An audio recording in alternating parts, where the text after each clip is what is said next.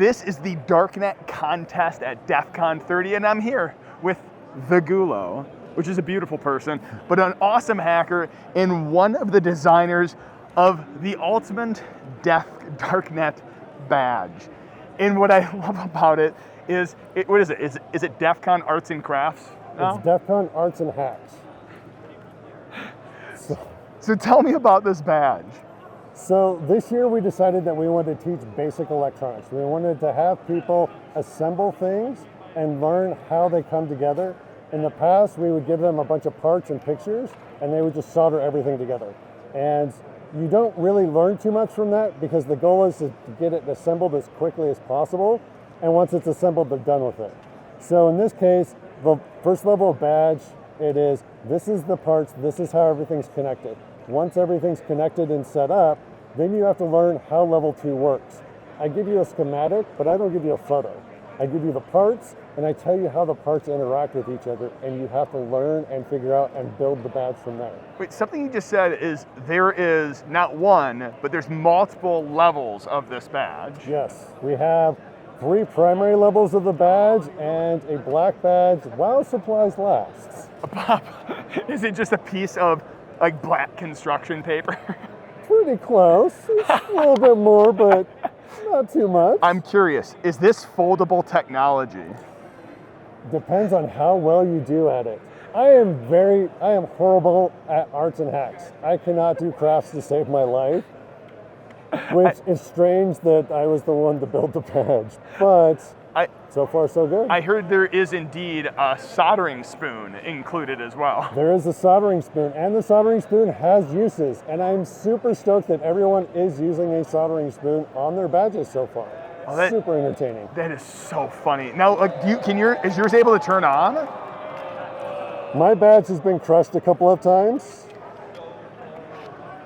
But yes, my badge does turn on. Oh, that is so cool. Not entirely sure what's happening in the contest area right now, but they are flicking the lights on and off. With this badge though, I'm laughing because what gave you this idea for a paper badge? I guess it's not a paper badge, it's the arts and crafts badge, because I see like the line is massive, there's tons of people here. Why the Darknet badges, what was it, DEF CON 27, multiple layers, multiple processors, touchscreen. Why did you go from, we'll say like an advanced, sophisticated badge to this? There's 2 main reasons for the paper badge. The first reason is it's a total troll on badge life, which is just awesome. The other reason is I needed some way for people to build their own circuits. If I built a PCB and I handed it to them, they can only follow what's on that PCB. But if I give them a canvas to build a circuit on, then they can build whatever circuit they want. They can set it up, they can design it, they can do whatever they want with it. So the goal was, this is how you design a basic circuit. This is how you make LEDs turn on, blink, do different things. And I know, like, okay, so truth be told, I'm part of the Darknet team, so I know a lot about like this badge and what we've been wanting to do with it. And one of the other reasons was, it was a return to what the contest was about, wasn't it? Yes. Like the purpose of Darknet was to get people going out, introducing them to the con, going to the lockpicking village, solving a challenge, coming back, submitting that to the daemon. Or demon. I know that's still like a hotly debated topic. Is it demon or daemon? I don't know, throw it in the comments on which one it is. But that was one of the things to get people to go out. And some of the badges have become so sophisticated. Like the one in DEF CON 27 was so sophisticated where there was touchscreen and there was surface mount and through hole and multiple firmware updates and RF and Wi-Fi. It feels like it's going back to the roots of a contest.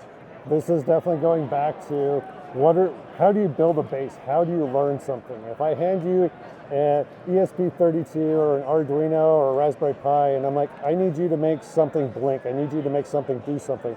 It's so complex that you get stuck with indecision. Where do I start? How do I start? Where do I learn? This is, I have power, I have LEDs, I have resistors. It's the most basic thing that I could come up with. And once you solve those basic things, then you can move on to things that are a little bit more complex and a little bit more complex on top of that. Yep. So building the base and then teaching people as they go. And one of the things I also love about this is, again, yeah, it's very approachable. Anyone can start this. But you mentioned some of the more advanced things. What's going to be level 2? What's going to be included in that? Level 2 are astable multivibrators. So we're adding transistors in and capacitors so that your LEDs now blink. And you can choose how fast your LEDs blink, how quickly, based off the size of capacitors and resistors, how to connect up an actual transistor and how transistors work.